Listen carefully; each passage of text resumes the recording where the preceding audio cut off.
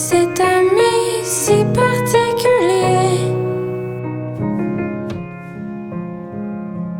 Si j'essaie ici de le décrire, c'est afin de ne pas l'oublier. Je ne savais comment l'atteindre, je ne savais où le rejoindre.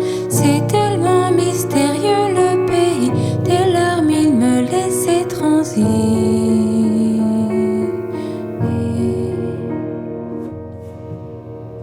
Gravement il me regarda, m'entoura le cou de ses bras, et je sentais battre son cœur comme celui d'un oiseau qui meurt.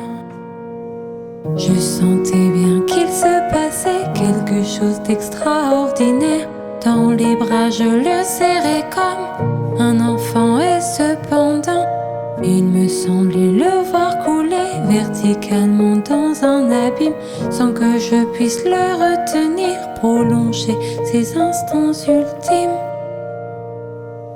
Et puis de nouveau, je me sentis glacée par le sentiment muet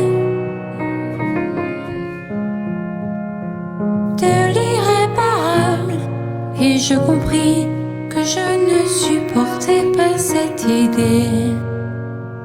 Ne plus jamais entendre ce rire, ne plus accueillir ces sourires, c'était pour moi une bouffée d'air, une fontaine dans le désert.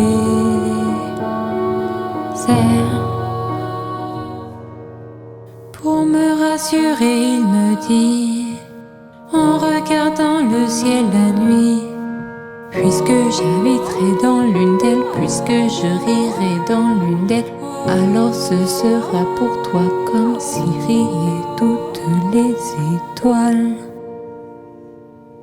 Je sentais bien qu'il se passait quelque chose d'extraordinaire. Dans les bras je le serrais comme un enfant, et cependant il me semblait le voir couler verticalement dans un abîme, sans que je puisse le retenir, prolonger ces instants ultimes. Cette nuit, tu sais, ne viens pas, je ne te quitterai pas. J'aurais l'air d'avoir mal, j'aurais un peu l'air de mourir, c'est comme ça. Ce n'est pas la peine, ne viens pas voir ça. Je ne te quitterai pas. J'aurais l'air d'être mort, ce ne sera pas vrai, mais enfin comprends-moi. C'est trop loin, je ne pourrai pas emporter tout là-haut, ce corps-là. C'est trop lourd, moi je me taisais. Il se tut aussi parce qu'il pleurait.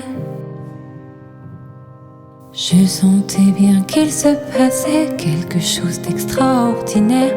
Dans les bras je le serrais comme un enfant, et cependant il me semblait le voir couler verticalement dans un abîme, sans que je puisse le retenir, prolonger ses